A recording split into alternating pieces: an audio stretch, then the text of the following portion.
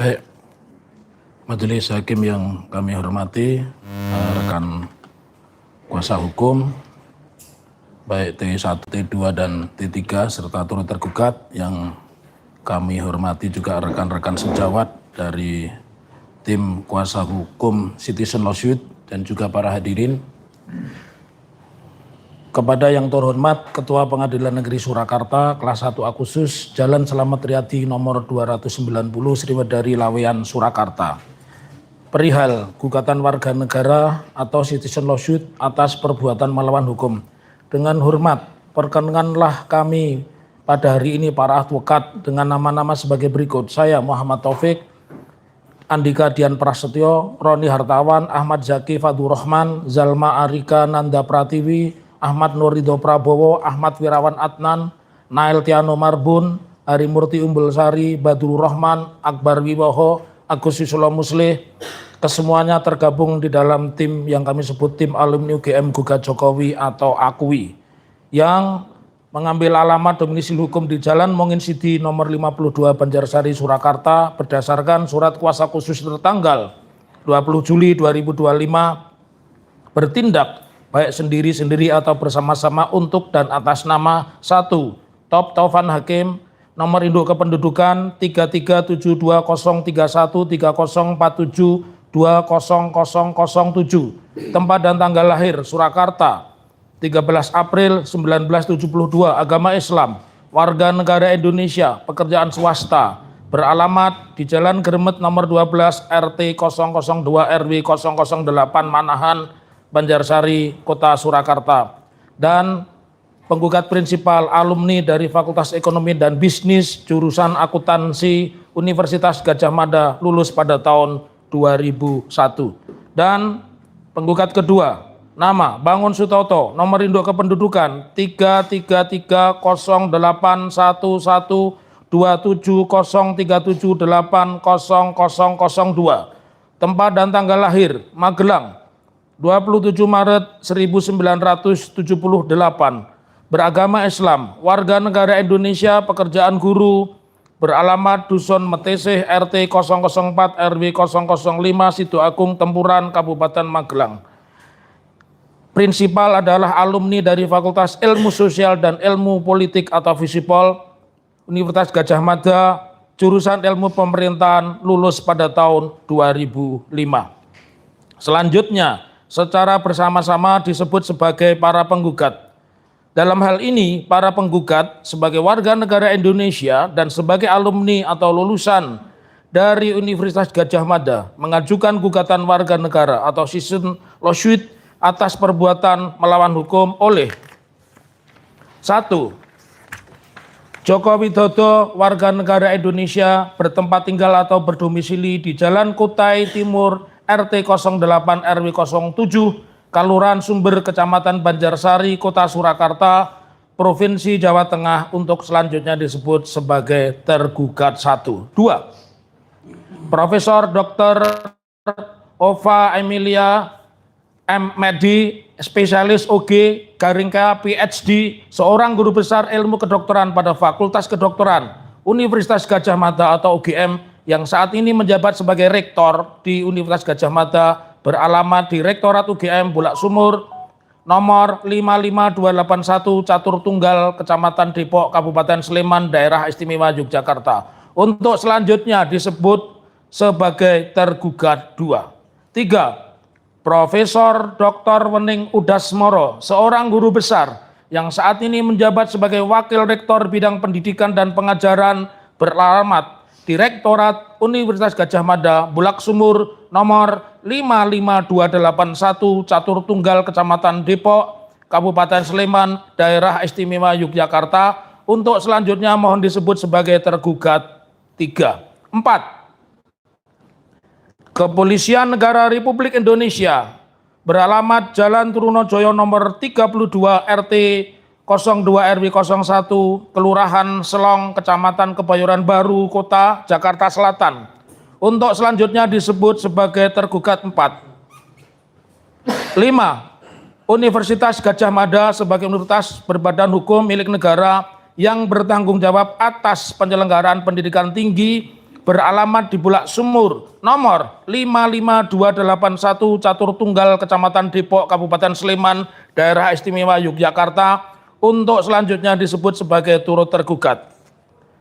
Bahwa perihal gugatan ini pada tanggal 19 Agustus 2025 para penggugat telah lebih dahulu menyampaikan notifikasi atau pemberitahuan kepada tergugat 1, tergugat 2, tergugat 3, tergugat 4, dan turut tergugat dengan tembusan kepada Pengadilan Negeri Surakarta. Notifikasi atau pemberitahuan dikirim melalui jasa Pos Indonesia Logistik Indonesia atau PT Pos Indonesia Persero. Notifikasi pemberitahuan ini telah diterima oleh masing-masing tergugat sebagai berikut. Tergugat 1, Joko Widodo, diterima pada tanggal 20 Agustus 2025 pada pukul 11.21.17 oleh seorang bernama Rianto GSB. Tergugat 2, Profesor Dr. Ova Emilia MFED, spesialis OG, PhD, diterima pada tanggal 20 Agustus 2025 pada pukul 15.51.49 oleh seorang bernama Gatot. Tergugat 3, Profesor Dr. Wening Udasmoro, diterima pada tanggal 20 Agustus 2025 pada pukul 15.51.49 oleh seorang bernama Gatot. Tergugat 4, Kepolisian Negara Republik Indonesia, diterima pada tanggal 21 Agustus 2025 pada pukul 11.06.33 oleh Kasertum Amir Agus Polisi Piket atau petugas mailroom. Turut tergugat Universitas Gadjah Mada, diterima pada tanggal 20 Agustus 2025 pada pukul 15.51.49 oleh seseorang yang bernama Gatot.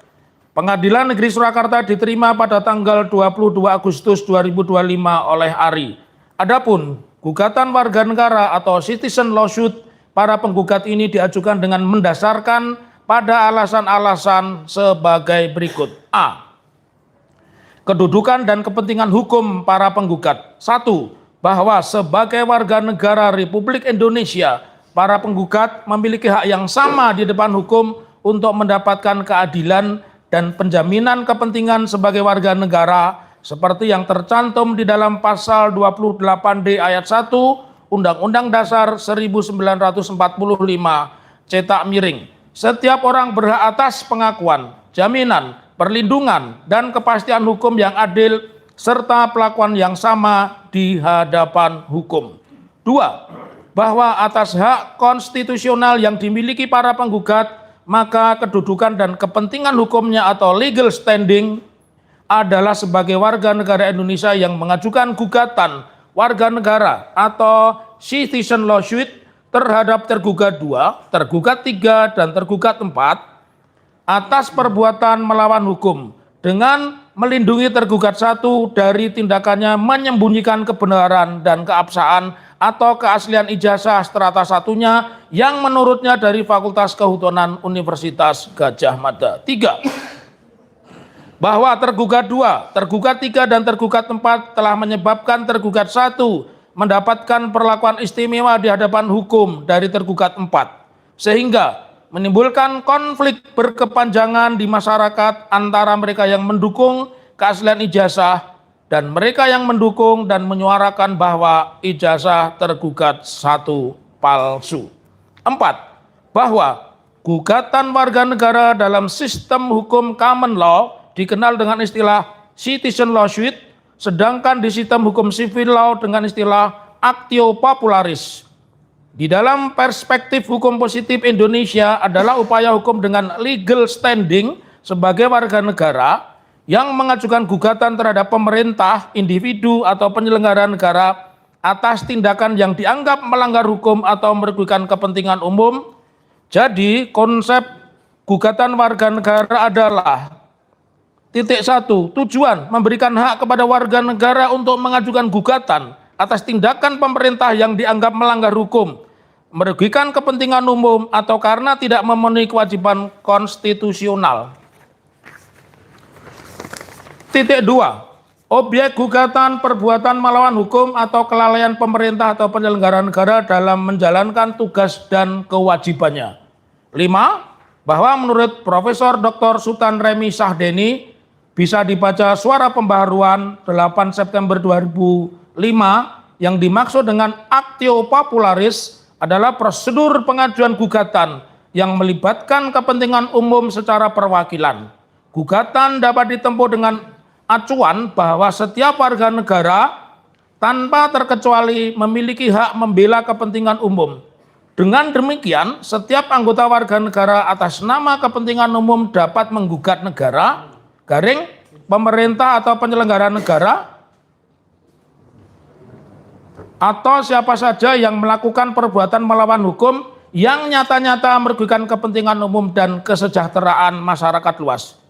Dalam actio popularis, citizen lawsuit, hak mengajukan gugatan bagi warga negara atas nama kepentingan umum adalah tanpa syarat, sehingga orang yang mengambil inisiatif mengajukan gugatan tidak harus orang yang mengalami sendiri kerugian secara langsung dan bahkan tidak memerlukan surat kuasa khusus dari anggota masyarakat yang diwakilinya. Atas dasar citizen lawsuit, maka majelis hakim dapat menciptakan hukum kasus yang bersifat dan bersemangat keadilan moral. 6. Bahwa diterimanya proses actio popularis juga dapat mengatasi pengaruh anarkis di dalam pemerintahan.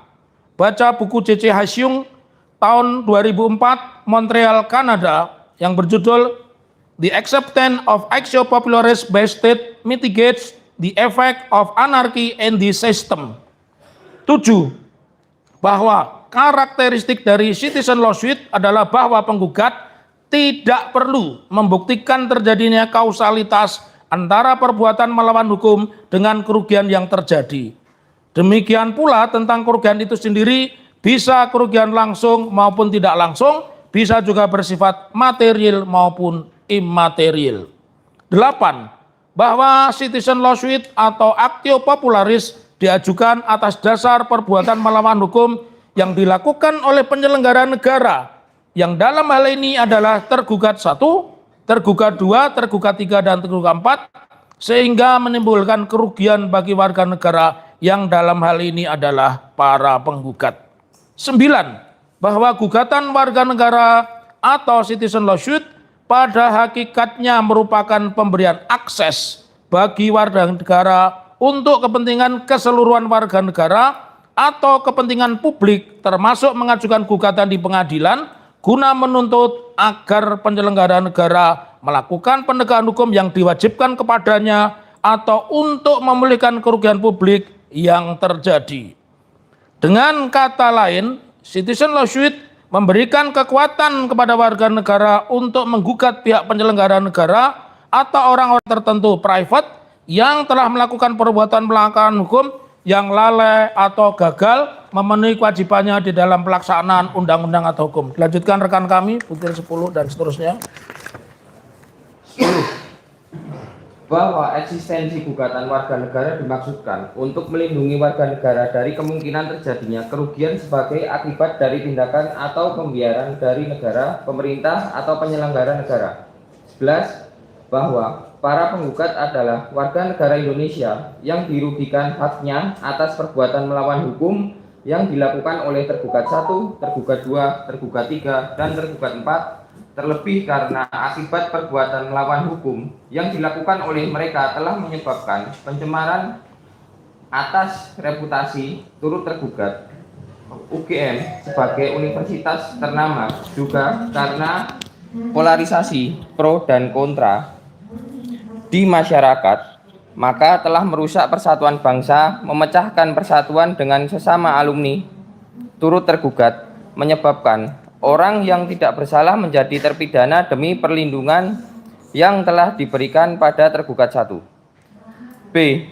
Pokok perkara, uraian perbuatan melawan hukum. 1.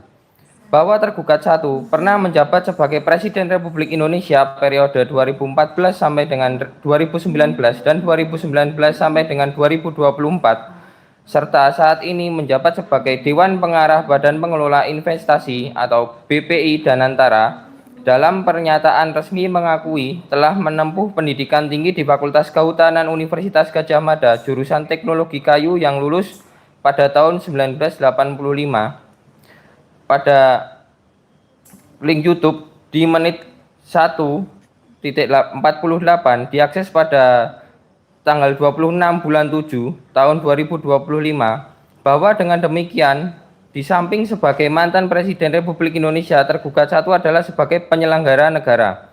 2. Bahwa seorang bernama Dian Sandi Utama, kader Partai Solidaritas Indonesia asal Lombok, Nusa Tenggara Barat, mengunggah di aplikasi X foto ijazah S1 Fakultas Kehutanan Universitas Gadjah Mada yang dikatakan sebagai ijazahnya tergugat satu, yang disebutnya sebagai ijazah asli. Unggahan pada tanggal 1 April tahun 2025 tersebut konteksnya adalah untuk meyakinkan pembacanya bahwa tergugat satu adalah lulusan Fakultas Kehutanan dari turut tergugat atau UGM. Berikut ini adalah ijazah yang diunggahnya. 3. Bahwa atas dasar dokumen digital yang memuat foto ijazah S1 Fakultas Kehutanan Universitas Gadjah Mada dari tergugat satu sebagai mana di atas, selanjutnya disebut bukti P1, maka 3 orang alumni dari turut tergugat, yaitu Dr. Tifausia Tiasuma, MSc, PhD, dan KRMT Dr. Andes Roy Suryo, dan Dr. Insinyur Rismon Sianipar, selanjutnya bersama-sama disebut alumni asli UGM, melakukan penelitian dengan menguji secara forensik atas bukti P1 dan menyimpulkan bahwa jika yang dimiliki oleh tergugat satu adalah sama dengan bukti P1, maka ijazah S1 tergugat satu dapat dipastikan sebagai palsu. Jadi sebetulnya yang dikatakan oleh alumni asli UGM pada hakikatnya tidak menuduh bahwa tergugat satu telah memalsukan ijazah atau menuduh bahwa tergugat satu menggunakan ijazah palsu. Yang mereka katakan pada dasarnya adalah jika ijazah S1 yang dimiliki tergugat satu adalah seperti pada bukti P1, yaitu menggunakan foto yang sama, format dan penampilan yang sama, maka alumni asli UGM berkeyakinan bahwa ijazah serupa berada dalam kekuasaan tergugat satu, yang sekarang berada dalam kekuasaannya tergugat 4 adalah palsu. 4. Bahwa tergugat satu telah memperlihatkan ijazahnya, yaitu versi hard copy dari bukti P1 ke awak media, wartawan pilihannya, pada hari Rabu tanggal 16 April tahun 2025 di ruang tamu kediamannya di Jalan Kutai Utara, Kelurahan Sumber, Kecamatan Banjarsari, Kota Surakarta, Jawa Tengah. Namun tergugat satu melarang wartawan untuk mengambil foto atau mempublikasikannya. 5. Bahwa yang diperlihatkan oleh tergugat satu kepada wartawan pilihan tersebut adalah sama seperti bukti P1. Namun ketika alumni asli UGM dan anggota masyarakat yang lain, antara lain TPUA, yaitu Tim Pembela Ulama dan Aktivis, mengajukan permintaan kepada tergugat satu untuk menunjukkan ijazah aslinya, yaitu hard copy dari bukti P1, tergugat satu menolak dengan mengatakan tidak ada kewenangan mereka untuk mengatur saya untuk menunjukkan ijazah asli yang saya miliki. Perbuatan tergugat satu yang tidak bersedia menunjukkan ijazah aslinya hard copy dari bukti P1, baik sebagai mantan Presiden Republik Indonesia maupun sebagai pejabat pada Dewan Pengarah Badan Pengelola Investasi BPI Danantara, adalah merupakan perbuatan melawan hukum. 6. Bahwa atas penyampaian hasil penelitian dari alumni asli UGM yang menyatakan bahwa bukti P1 adalah palsu, maka kemudian terjadilah perdebatan di forum publik antara tergugat satu dan para pendukungnya, selanjutnya disebut pihak Jokowi, yang menyatakan bahwa ijazah sarjana Fakultas Kehutanan UGM milik tergugat satu adalah asli, melawan alumni asli UGM dan para pendukungnya yang membantah dan menyatakan bahwa menurut penelitian yang mereka lakukan menyimpulkan bahwa jika ijazah sarjananya tergugat satu adalah sama dengan bukti P1, maka ijazahnya adalah palsu. 7. Bahwa selain sebagai warga negara Republik Indonesia, para penggugat adalah alumni dan atau lulusan dari turut tergugat UGM. yang merupakan universitas atau perguruan tinggi ternama di Indonesia sebagai alumni dan lulusan dari turut tergugat. Maka para penggugat senantiasa berpedoman dan patuh pada statuta dari turut tergugat UGM, sehingga adalah sewajarnya jika para penggugat juga menuntut kepatuhan yang sama pada tergugat 2 dan tergugat 3. 8. Bahwa statuta dari turut tergugat UGM sebagaimana diatur dalam Peraturan Pemerintah Republik Indonesia Nomor 67 Tahun 2013 pada pasal 20 berbunyi sebagai berikut.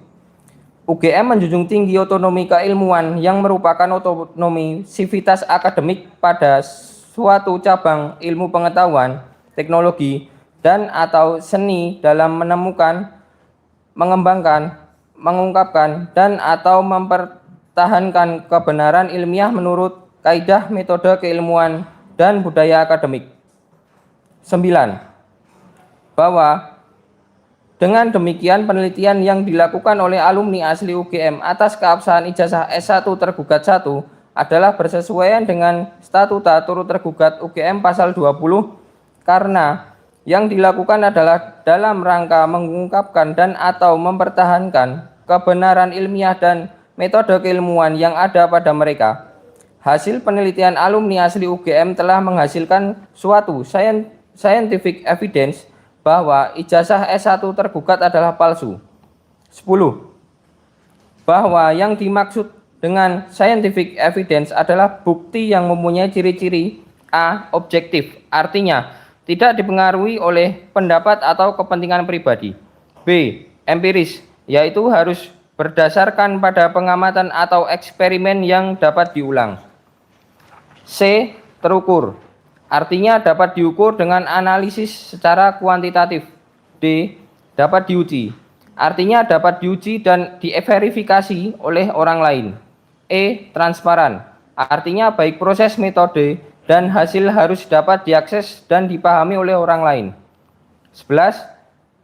Bahwa penelitian atas keabsahan ijazah S1 bukti P1 tergugat 1 yang menghasilkan suatu scientific evidence merupakan amalan atas statuta UGM yang berbunyi mempertahankan kebenaran ilmiah menurut kaidah, metode keilmuan, dan budaya akademik. Namun, sangat disayangkan bahwa tergugat 2 dan tergugat 3 sebagai penyelenggara negara dan sebagai sesama alumni, baik sealumni dengan para penggugat maupun dengan alumni asli UGM, justru tidak menunjukkan dukungannya pada amalan yang telah dilakukan alumni asli UGM. Sebaliknya, tergugat 2 dan tergugat 3 justru melakukan pembiaran sedemikian rupa sehingga terjadi kriminalisasi terhadap alumni asli UGM tanpa sedikit pun memperoleh semangat apalagi dukungan dari tergugat 2 dan tergugat 3. 12. Bahwa baik para penggugat, tergugat 2, tergugat 3 maupun alumni asli UGM adalah sama-sama merupakan anggota dari IKKAGAMA, Ikatan Alumni Keluarga Universitas Gadjah Mada. Sebagai sesama kagama, maka tentu sama-sama harus mengacu pada anggaran dasar dan anggaran rumah tangga kagama, khususnya pasal 6E, bahwa tujuan dari kagama adalah terdorongnya anggota untuk mengembangkan dan menerapkan ilmu dan keahlian guna dimanfaatkan sebesar-besarnya bagi masyarakat, bangsa, dan negara. 13. Bahwa dengan demikian penelitian atas keabsahan ijazah S1 tergugat 1 bukti P1 yang menghasilkan suatu scientific evidence seharusnya memperoleh dorongan dari tergugat 2 dan tergugat 3 karena penelitian tersebut merupakan hasil dari amal bukti atas misi tujuan dari kagama, yaitu mengungkap kepalsuan yang telah diperbuat oleh tergugat 1 dan kemudian menegakkan kebenaran sehingga bermanfaat bagi persatuan bangsa dan negara, khususnya persatuan dengan sesama alumni turut tergugat UGM. 14. Bahwa pada kenyataannya tergugat 2 dan tergugat 3 sebagai sesama alumni tidak memberikan dukungan atas penelitian ilmiah yang telah dilakukan oleh alumni asli UGM. Hal ini merupakan perbuatan melawan hukum karena dilakukan oleh tergugat 2 dan tergugat 3 sebagai upaya untuk melindungi dan menutupi kesalahan dan kebohongan yang telah dilakukan oleh tergugat 1 yang mengaku mempunyai ijazah S1 UGM asli padahal yang dimiliki hanya seperti bukti P1 yaitu palsu. 15. Bahwa upaya tergugat 2 dan tergugat 3 dalam rangka melindungi kepalsuan ijazah tergugat 1 adalah dengan menyatakan di forum publik bahwa tergugat 1 adalah alumni atau lulusan dari turut tergugat UGM, yaitu pada 3 peristiwa sebagai berikut. Selanjutnya akan dilanjutkan oleh rekan kami. Bahwa tergugat 2 pada tanggal 1 Oktober 2022 dalam suatu konferensi pers yang berlangsung di gedung pusat UGM menyampaikan secara terbuka bahwa tergugat 1 adalah angkatan tahun 1980 program S1 studi S1 Fakultas Kehutanan UGM dan dinyatakan lulus pada tahun 1985 sesuai ketentuan dan bukti kelulusan yang dimiliki oleh UGM. B. Bahwa tergugat 3 pada tanggal 15 April 2025 yang diakses pada HTTPS yang diakses pada 26 Juli 2025 menyampaikan pernyataan di ruang publik mengenai keabsahan ijazah tergugat 1 dan menyatakan bahwa tergugat 1 lulus dari Fakultas Kehutanan UGM. C. Bahwa pada tanggal 22 Agustus 2025 terkait dengan terjadinya polemik keaslian ijazah S1 UGM dari tergugat 1, maka secara monolog tergugat 2 menyampaikan apa yang menurutnya pernyataan resmi UGM. Tergugat 2 pada pokoknya menyatakan bahwa tergugat 1 adalah alumni dari tergugat 2 pada pokoknya menyatakan bahwa tergugat 1 adalah alumni dari turut tergugat dalam kurung UGM. Pernyataan ini lebih merupakan pemberian perlindungan pada tergugat 1 seolah menjadi juru bicaranya tergugat 1 karena sama sekali tidak membantah bahwa bukti P1 adalah asli atau palsu, juga sama sekali tidak mendukung pernyataannya dengan bukti berupa dokumen dengan alasan melindungi informasi yang bersifat pribadi. D. Bahwa tergugat 2 dan tergugat 3 pada tanggal 22 Agustus 2025 menyampaikan keterangan resmi bersama dalam suatu acara tanya jawab dengan judul UGM menjawab. Acara ini tidak menjelaskan lokasi tempat podcast ini dilaksanakan. Titik 1. Podcast ini tidak lebih dari suatu damage control, yaitu suatu tindakan yang diambil untuk mengatasi dampak negatif dari krisis kepercayaan soal ijazah palsu dengan tujuan melindungi tergugat 1 dan menjaga reputasi turut tergugat dalam kurung UGM.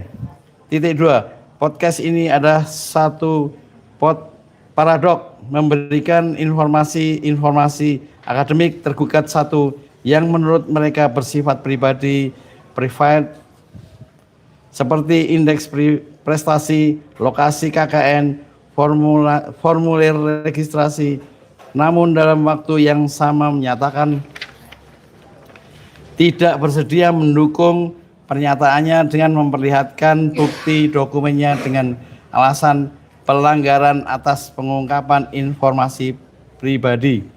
Titik 3. Podcast ini juga membuktikan bahwa baik tergugat 2 maupun tergugat 3 tidak dapat memberikan konfirmasi apakah bukti P1 yang oleh tergugat 1 diakuinya sebagai ijazah asli adalah betul-betul asli menurut tergugat 2 maupun tergugat 3. Perbuatan melawan hukum yang dilakukan tergugat 2 dan tergugat 3 tersebut merugikan para penggugat karena meruntuhkan integritas baik sebagai akademisi maupun sebagai pejabat atau penyelenggara negara, sehingga mencemarkan nama baik alumni dan nama baik turut tergugat dalam kurung UGM sebagai sebuah perguruan tinggi negeri terbaik di Indonesia. 16. Bahwa sebagai akibat dari perbuatan melawan hukum oleh tergugat 2 dan tergugat 3 yang telah melindungi kepalsuan ijazah 1 tergugat 1, maka tergugat 1 telah mendapatkan perlindungan, bukan saja perlindungan dari tergugat 2 dan tergugat 3, namun juga dari turut tergugat dalam kurung UGM. Akibat selanjutnya adalah terjadilah perdebatan publik antara yang pro dan yang kontra, antara yang percaya pada ijazah asli melawan yang percaya bahwa ijazah S1 UGM dari tergugat 1 adalah palsu. 17. Bahwa perdebatan publik antara pihak Jokowi dan pendukungnya melawan alumni asli UGM dan para pendukungnya tidak kunjung henti. Meskipun Pengadilan Negeri Surakarta telah menjatuhkan putusan sela yang mengabulkan eksepsi absolut para tergugat, tidak kunjung hentinya perdebatan di masyarakat karena Pengadilan Negeri Surakarta dengan nomor perkara 99-PDTK-2025-PN SKT menyatakan tidak bersedia memeriksa pokok perkara dan memilih untuk tidak berani menerima gugatan. Pengadilan Surakarta dengan susunan Majelis Putu Gede Haryadi, Sutikna, dan Fatarani memilih cara mudah untuk menyelesaikan perkara daripada cara yang terbaik. Cara mudah hanya mampu menghentikan perkara untuk sementara waktu. Sedang jika yang dipilih cara terbaik, maka akan memberikan kemungkinan besar untuk tidak saja menyelesaikan perkara, namun akan menghentikan debat publik yang berkepanjangan. 18. Bahwa perdebatan di forum publik antara pihak Jokowi melawan alumni asli UGM dan para pendukungnya yang telah berlangsung lama secara intensif sejak bulan April 2025 ini telah memecah belah persatuan bangsa karena masyarakat menjadi terbelah menjadi dua dan berkembang menjadi permusuhan sengit antara dua kubu ini, selanjutnya disebut sengketa publik. 19. Bahwa sengketa publik ini secara nyata merupakan ancaman serius terhadap persatuan dan kehidupan berbangsa dan bernegara.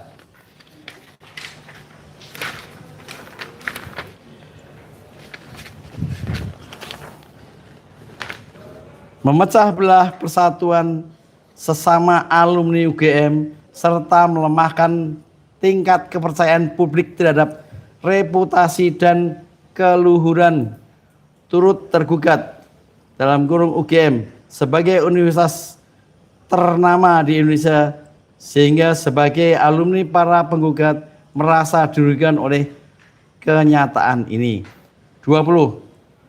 Bahwa kerugian para penggugat karena terjadinya sengketa publik yang berkepanjangan makin terpuruk ketika kemudian diikuti oleh pengaduan atau pelaporan tindak pidana oleh pihak Jokowi pada tergugat 4 terhadap alumni asli UGM. Sebagai alumni, maka para penggugat merasa dirugikan karena intuisi keadilannya dicederai oleh kenyataan bahwa alumni yang menyampaikan kebenaran justru dikalahkan oleh sesama alumni yang justru sedang melindungi kepalsuan dan kebohongan.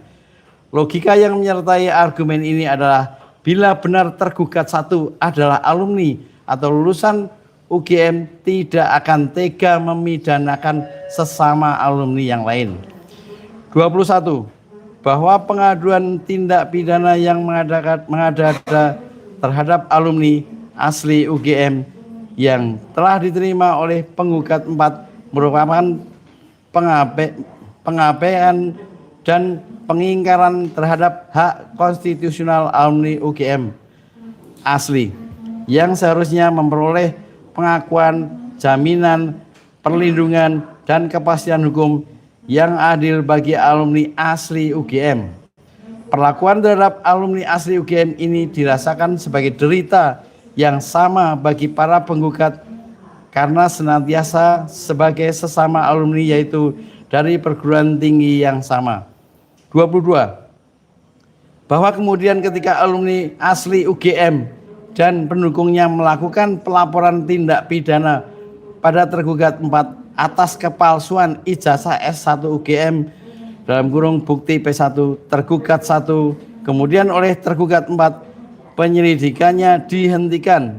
Hal ini dirasakan oleh para penggugat sebagai pelanggaran konstitusi karena perlakuan yang tidak sama di hadapan hukum antara tergugat 1 sebagai mantan Presiden Republik Indonesia dengan alumni asli UGM yang merupakan anggota masyarakat biasa. 23. Bahwa sebagai bentuk keprihatinan atas sengketa publik, beberapa pihak telah mengajukan gugatan hukum terkait keabsahan ijazah tergugat 1 di berbagai pengadilan, antara lain: A. Pengadilan Negeri Jakarta Pusat 2 kali.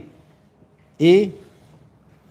Gugatan asli Bambang Tri Mulyono 2022 Pengadilan Negeri Jakarta Pusat dengan nomor perkara 592/PDTK 2022/PN Jakarta Pusat.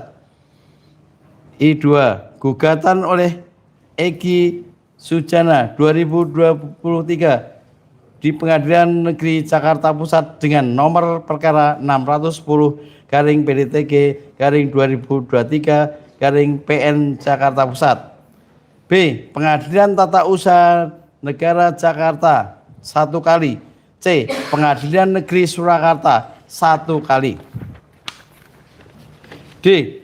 Gugatan oleh Dr. Muhammad Taufik SHMH 2025 Pengadilan Negeri Surakarta Solo dengan nomor perkara 99/PDTK/2025/PN-SKT. Seluruh gugatan yang diajukan tidak pernah sampai pada persidangan pemeriksaan pokok perkara. 24. Bahwa sebetulnya perkara utama terhadap tergugat 1 hanyalah soal keabsahan ijazahnya. Namun tergugat 1 tidak pernah bersedia menunjukkan hard copy dokumen asli S1 UGM-nya kepada publik maupun dalam persidangan, melainkan hanya menyertakan salinan-salinan dan klaim sepihak yang tidak dapat diverifikasi kebenarannya secara independen. Gugatan-gugatan tersebut dinyatakan tidak dapat diterima oleh majelis hakim. Adapun gugatan yang diajukan di Pengadilan Negeri Surakarta melalui putusan setelah dinyatakan bahwa Pengadilan Negeri Surakarta tidak memiliki kewenangan absolut untuk mengadili perkara tersebut, sehingga perkara pembuktian keabsahan ijazah tergugat 1 tidak pernah bisa diungkap di pengadilan. 25. Bahwa karena mempersoalkan keabsahan ijazah tergugat 1 juga telah berakibat pada penjatuhan hukuman pidana terhadap Sugi Nur Raharja atau Gus Nur dan Bambang Tri Mulyono.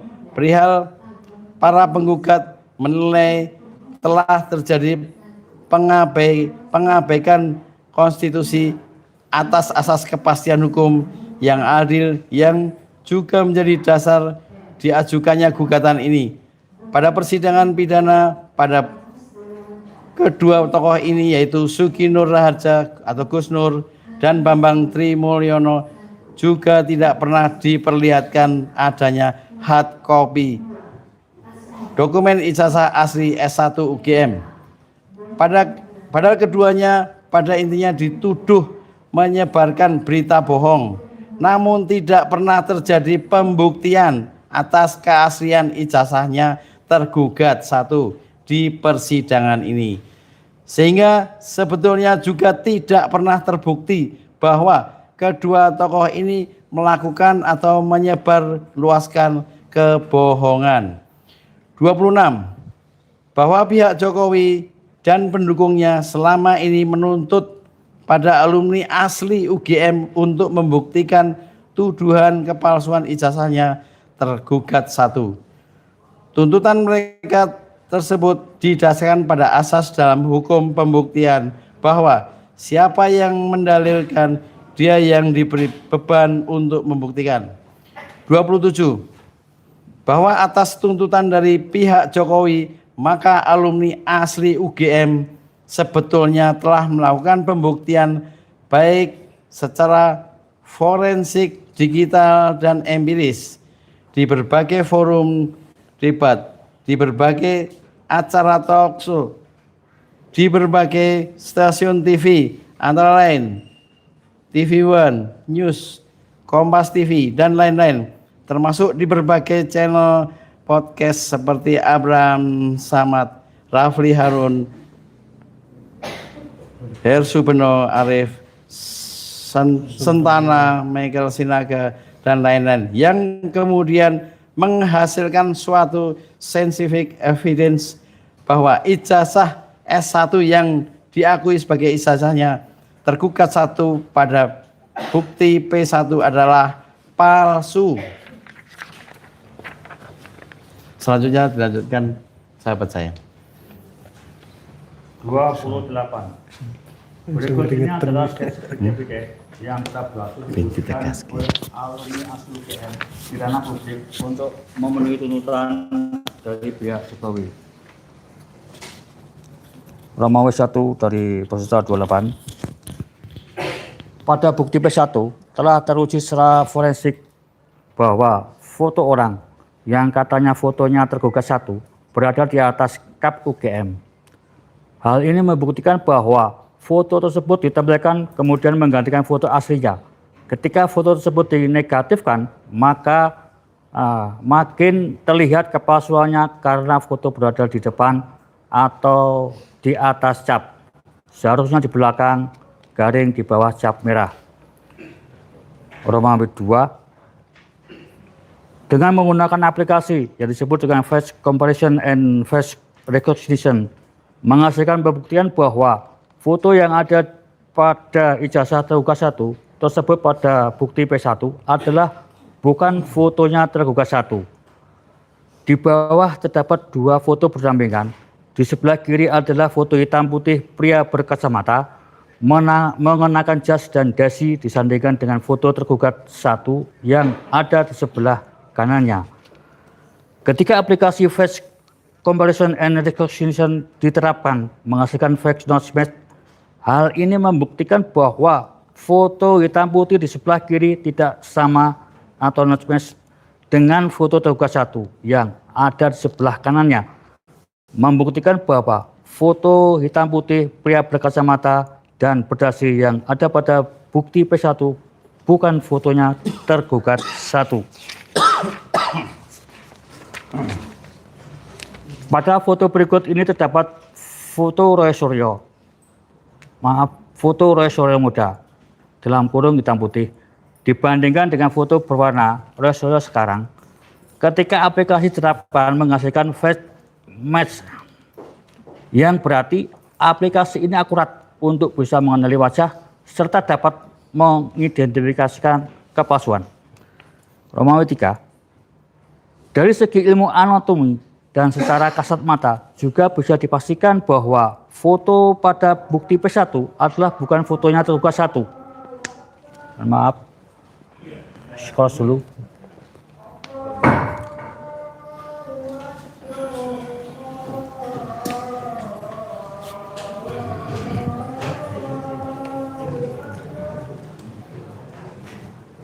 Rezekimu. Ya apa? Keren.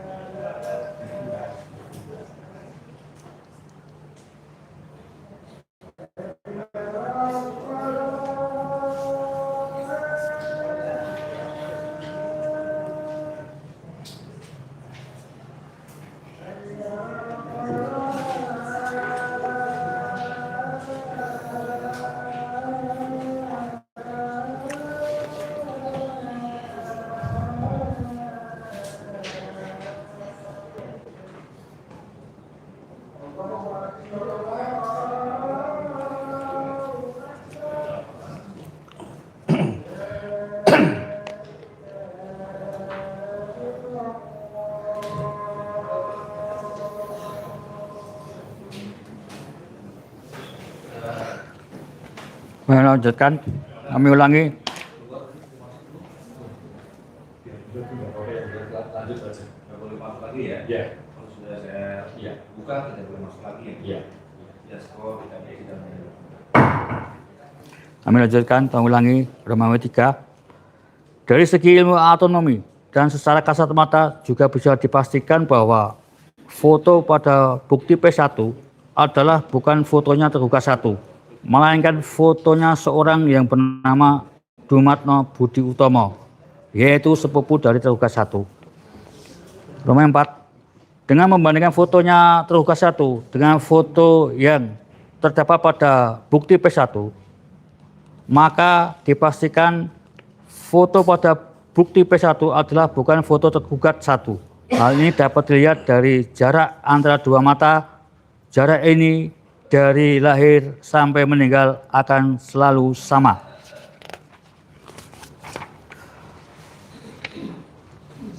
Pada tulang hidung, panjangnya tidak bisa dimanipulasi, tidak bisa berubah. Pada kedua gambar tersebut, panjangnya berbeda. Bentuk telinga, otot telinga, pada foto yang satu telinga caplang karena otot telinga tebal. Pada foto yang lainnya telinga nempel di kepala karena tulang lebih lembek. Bibir tebal vs bibir tipis. Hidung runcing vs hidung bulat. Dagu yang satu kotak di bawah, pada foto yang lain runcing di bawah. Bukti bahwa foto yang terdapat pada bukti P1 adalah bukan fotonya tergugat 1.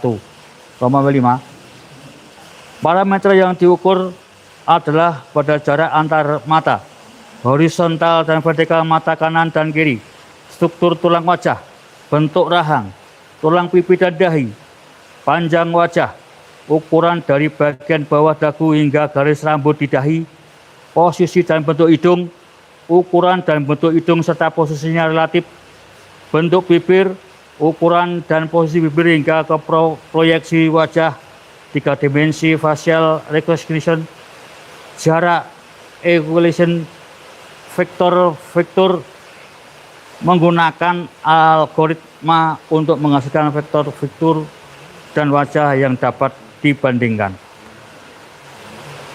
Bagian hidung dan dagu bawah jelas berbeda. Jika kita comot bagian bawah secara melingkar dan kita bandingkan dengan bagian yang sama pada foto tergugat 1, maka tidak akan selaras. Sementara bagian dagu hidung tersebut jika kita letakkan pada bagian dagu fotonya Dumatno Budi Utomo akan match atau selaras. Pada bukti P1 membuktikan bahwa ijazah tersebut adalah miliknya seorang yang bernama Insinyur Hari Mulyono. Namun karena fotonya Insinyur Hari Mulyono tidak mirip dengan tergugat 1, maka diganti dengan foto yang mirip dengan tergugat 1, yaitu fotonya Dumatno Budi Utomo. Berkacamata, padahal tergugat 1 terbukti tidak pernah tampil berkacamata dan tidak lazim foto di ijazah berkacamata. Romawi 7.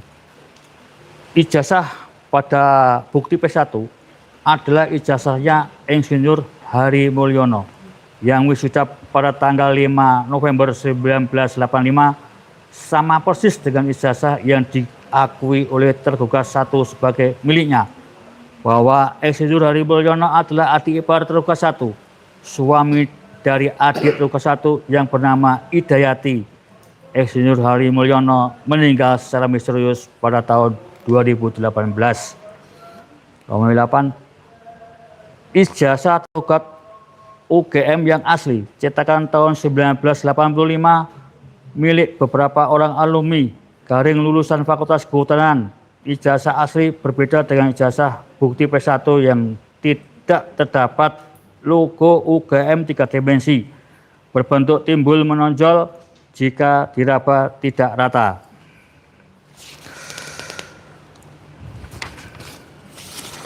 Romawi 9, bahwa terdapat bukti P1 bahwa terhadap bukti P1 alumni asli UGM telah melakukan pengujian ELA (Error Level Analysis) atau analisis tingkat kesalahan. Ini adalah teknik forensik digital yang digunakan untuk mendeteksi manipulasi gambar JPG dengan menganalisis tingkat kesalahan kompresi yang berbeda dalam suatu gambar. ELA bekerja dengan menampilkan perbedaan dalam bentuk peta kesalahan error map, di mana area dengan anomali yang mencolok dapat mengindikasikan adanya manipulasi. Atas analisis yang telah dilakukannya, alumni asli UGM telah mendeteksi adanya manipulasi atas bukti P1, sehingga jika hard copy yang dimiliki oleh tergugat 1 adalah seperti pada bukti P1, maka alumni asli UGM menyatakan bahwa bukti P1 adalah palsu. Selanjutnya nomor 29, bahwa menurut para tergugat, pembuktian yang dilakukan oleh alumni asli UGM selama ini hanya terjadi di ranah publik seperti di media sosial dan media visual TV, sedangkan upaya pihak alumni asli UGM untuk membuktikan pengadilan tidak pernah ada, atau dengan kata lain tidak pernah ada pengadilan yang memberikannya kesempatan untuk membuktikan.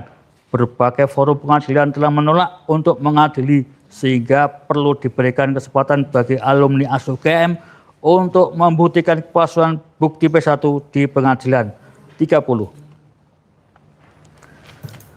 Bahwa tergugat 4 telah menggugurkan pelaporan pidana alumni asli UGM terhadap tergugat 1, sehingga alhasil tidak akan ada forum adjudikasi yang selaras yang secara yuridis formal bisa menyelesaikan sengketa publik ini. 31. Bahwa demi terjadi pengakuan, jaminan, perlindungan, dan kepastian hukum yang adil, sehingga sengketa publik bisa diselesaikan, maka sudah saatnya para penggugat sebagai alumni garing lulusan dari turut tergugat atau Universitas Gadjah Mada menuntut adanya solusi yang definitif untuk mengakhiri sengketa publik dengan menerima gugatan ini dan mengadili pokok perkara gugatan ini dengan memeriksa keaslian dan keabsahan ijazah sarjana ketahanan tergugat 1 yang saat ini berada dalam kekuasaan tergugat 4. Apalagi janjinya tergugat 1 yang hanya bersedia untuk menunjukkan ijazah atau hard copy aslinya di pengadilan, maka adalah adil jika tergugat 1 diberikan kesempatan untuk membuktikan keaslian ijazahnya yang sebetulnya juga merupakan kepentingan tergugat 1. 32. Oke, silakan rekan Andika.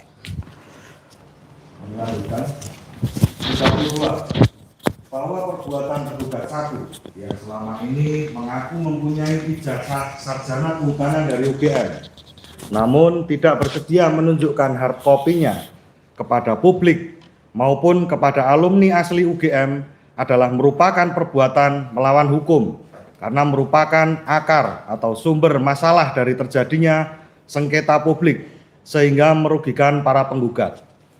33. Bahwa berdasarkan pasal 25 Peraturan Pemerintah Nomor 67 Tahun 2013 tentang Statuta UGM, Majelis Wali Amanat Senat Akademik yang terdiri dari guru besar dan perwakilan fakultas dan rektor merupakan otoritas akademik tertinggi yang berwenang menetapkan kebijakan akademik, termasuk verifikasi keabsahan ijazah, sehingga perbuatan tergugat 2 maupun tergugat 3 merupakan perbuatan melawan hukum. Selain itu, pasal 26 huruf 1 Peraturan Pemerintah Nomor 67 Tahun 2013 dan Peraturan Majelis Wali Amanat UGM menetapkan bahwa Majelis Wali Amanat sebagai organ tertinggi pengawas tata kelola universitas berwenang memastikan integritas akademik dan kepatuhan terhadap peraturan penerbitan ijazah, serta dapat memberikan pengesahan resmi terkait keabsahan ijazah. Pernyataan mengenai perkara ijazah yang sedang menjadi perhatian masyarakat secara luas harus didasarkan pada keputusan Senat Akademik atau pengesahan Majelis Wali Amanat agar sah dan mewakili institusi. Hal ini sejalan dengan amanat Undang-Undang Nomor 12 Tahun 2012 tentang Pendidikan Tinggi yang menjelaskan peran alumni sebagai pemangku kepentingan dalam menjaga mutu akademik dan kewajiban UGM untuk membuktikan keaslian ijazah atas nama tergugat 1 sebagai lulusan Fakultas Kehutanan tahun 1985. 34. Bahwa perbuatan tergugat 4 yang mengaku telah melakukan uji forensik terhadap hard copy ijazah tergugat 1 tidak transparan kepada publik, maka perbuatan ini merupakan perbuatan melawan hukum karena juga merupakan sumber terjadinya sengketa publik sehingga merugikan para penggugat karena reputasi alma maternya tercemar. 35. Bahwa perbuatan tergugat 4 yang justru sedang memproses kriminalisasi terhadap alumni asli UGM juga merupakan perbuatan melawan hukum yang akan merugikan reputasi turut tergugat dalam kurung UGM yang merupakan alma mater dari para penggugat, dan jika reputasi turut tergugat dalam kurung UGM jatuh, maka hal ini berdampak pula pada harga diri dan reputasi dari para penggugat. 36. Bahwa kerugian lain yang diderita para penggugat yaitu terjadinya perpecahan baik pada tingkat silaturahim umum maupun silaturahim khusus dengan sesama alumni turut tergugat dalam kurung UGM. Hal ini disebabkan karena adanya polarisasi keberpihakan sebagai akibat dari adanya sengketa publik karena perbuatan melawan hukum yang dilakukan oleh tergugat 1, tergugat 2, tergugat 3, dan tergugat 4. 37. Bahwa hak-hak para penggugat yang dirugikan oleh tergugat 2, tergugat 3, dan tergugat 4 diantaranya namun tidak terbatas adalah hak untuk mendapatkan informasi akademis tentang tergugat 1 dari tergugat 2 dan tergugat 3. 38. Bahwa tergugat 2 bersama tergugat 3 telah melindungi perbuatan melawan hukum yang dilakukan oleh tergugat 1 dengan tidak bersedia memperlihatkan hard copy dokumen ijazah asli S1 UGM-nya. 39. Bahwa tergugat 4 sempat melakukan pengujian keaslian terhadap ijazah tergugat 1, mohon maaf, yang kemudian menyimpulkan bahwa hasil pengujiannya adalah identik. Namun tidak jelas identik dengan dokumen yang mana. Juga tidak jelas apakah yang diuji adalah dokumen bukti P1 atau apakah yang lain. Ketidakjelasan ini merupakan tindakan yang tidak transparan yang dapat diartikan sebagai tindakan melindungi tergugat 1. Hal ini merupakan perbuatan melawan hukum. 40. Bahwa pernyataan tergugat 2 maupun tergugat 3 yang pada pokoknya mengatakan bahwa tergugat 1 dinyatakan lulus pada tahun 1985 sesuai ketentuan dan bukti kelulusan yang dimiliki oleh UGM adalah tanpa penjelasan apakah bukti kelulusannya adalah seperti bukti P1 atau adalah bukti yang lain. Ketidakjelasan ini juga dapat diartikan sebagai upaya untuk melindungi tergugat 1 dari kepalsuan ijazah yang sedang diperkarakan ini.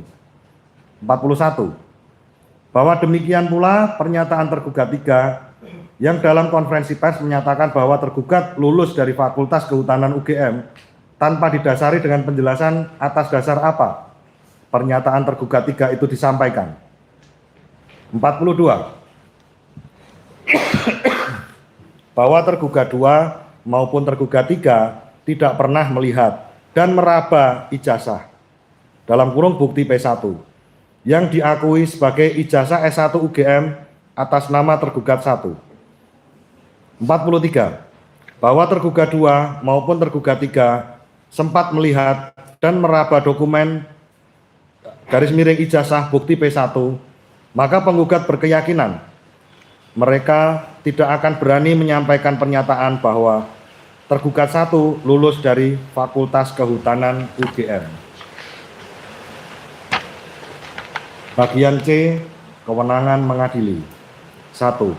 Berdasarkan ketentuan pasal 118 ayat 1 HIR menyatakan bahwa pengadilan negeri berwenang memeriksa gugatan yang daerah hukumnya meliputi di mana tergugat bertempat tinggal, di mana tergugat sebenarnya berdiam, dalam hal tergugat tidak diketahui tempat tinggalnya. 2. Bahwa tergugat 1 adalah warga negara Indonesia yang saat ini bertempat tinggal berdomisili di Jalan Kutai Timur RT 8 RW 7 Kelurahan Sumber, Kecamatan Banjarsari, Kota Surakarta, Provinsi Jawa Tengah.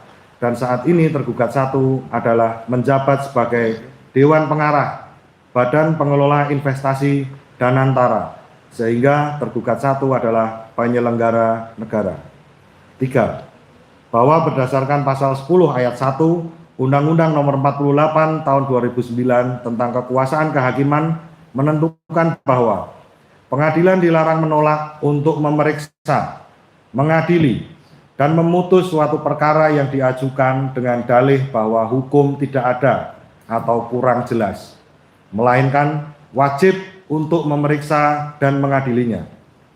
4. Bahwa sejalan dengan pasal 10 ayat 1 dalam pasal 5 ayat 1 Undang-Undang Nomor 48 Tahun 2009 tentang Kekuasaan Kehakiman juga menegaskan bahwa hakim wajib menggali, mengikuti, dan memahami nilai-nilai hukum dan rasa keadilan yang hidup dalam masyarakat. 5. Bahwa pasal 4 Undang-Undang Nomor 48 Tahun 2009 menentukan pengadilan membantu pencari keadilan dan berusaha mengatasi segala hambatan dan rintangan untuk dapat tercapainya peradilan yang sederhana, cepat, dan biaya ringan. 6. Bahwa saat ini atas sengketa publik yang tengah berlangsung, pihak Jokowi telah mengadukan kepada tergugat 4 yang kemudian ditindaklanjuti dengan proses pemidanaan terhadap alumni asli UGM. Dari segi teori hukum pidana, solusi ini bertentangan asas ultimum remedium, yaitu asas hukum yang mengajarkan bahwa hukum pidana seharusnya hanya digunakan sebagai upaya terakhir setelah semua upaya hukum lain seperti hukum perdata atau administrasi telah dicoba dan tidak berhasil. Dengan demikian, Pengadilan Negeri Surakarta perlu tampil sebagai champion dan perintis penyelesaian yang adil dan berwibawa untuk menyelesaikan sengketa publik. Sebab untuk kasus ini, semua forum pengadilan tidak ada yang berani mengadili pokok perkara, sehingga secara formil tidak ada forum adjudikasi yang kompeten untuk bisa mengakhiri sengketa publik ini. Pengadilan dalam kurung forum adjudikasi hanya mengadili sengketa publik juga merupakan tuntutan dari pihak Jokowi yang menuntut agar alumni asli UGM membuktikan dalil yang selama ini hanya bisa dilakukan di ranah publik. Forum adjudikasi yang akan diselenggarakan oleh Pengadilan Negeri Surakarta juga diperlukan oleh tergugat 2, tergugat 3 maupun oleh turut tergugat untuk membuktikan keabsahan ijazah S1 UGM dalam kurung bukti P1 dari tergugat 1 yang selama ini diyakininya sebagai asli. Namun hal itu tidak pernah disampaikan di forum pengadilan. 7. Pengadilan Negeri Surakarta juga dapat mempergunakan asas prejudicial casual dalam menyelesaikan sengketa publik ini, yaitu asas yang mengajarkan masalah perdata harus dipecahkan terlebih dahulu sebelum dapat mulai mengadili perkara pidana. Mahkamah Agung telah memberikan pengertian prejudicial casual melalui SEMA nomor 4 tahun 1980. Meskipun SEMA ini bersifat limitatif pada tindak pidana tertentu, namun semangatnya adalah ultimum remedium. Petitum. Berdasarkan dalil-dalil tersebut di atas, maka kami mohon kiranya kepada Ketua Pengadilan Negeri Surakarta, Cihium Majelis Hakim yang memeriksa dan mengadili perkara AHWO berkenan untuk memberikan putusan sebagai berikut. Primer, 1. Menerima dan mengabulkan gugatan para penggugat untuk seluruhnya. 2. Menyatakan tergugat 1, tergugat 2, tergugat 3, dan tergugat 4 telah melakukan perbuatan melawan hukum. 3. Menyatakan bahwa ijazah sebagaimana tersebut pada bukti P1 adalah palsu. 4. Menghukum tergugat 1 untuk meminta maaf secara tertulis kepada para penggugat. 5. Menghukum turut tergugat untuk mematuhi putusan ini. Apabila majelis hakim berpendapat lain, mohon keadilan yang seadil-adilnya, dalam kurung ex aequo et bono. Demikian gugatan warga negara dalam kurung citizen lawsuit atau aksio popularis ini kami ajukan. Ditandatangani oleh kuasa hukum para penggugat Dr. Muhammad Taufik SHMH, Ahmad Wirawan Adnan SHMH, saya sendiri Andika Dian Prasetyo SHMH, Nael Tiano SH, Roni Hartawan SHMKN, Hari Murti Umbul Sari SH, Ahmad Zaki Fadlur Rahman SH, Badrul Rahman SH, Zalma Afika Nanda Pratiwi SHMH, Akbar M. Wiwoho SH, R. Ahmad Nur Ridho Prabowo SHMH, Agus Susilo Muslih SH. Terima kasih.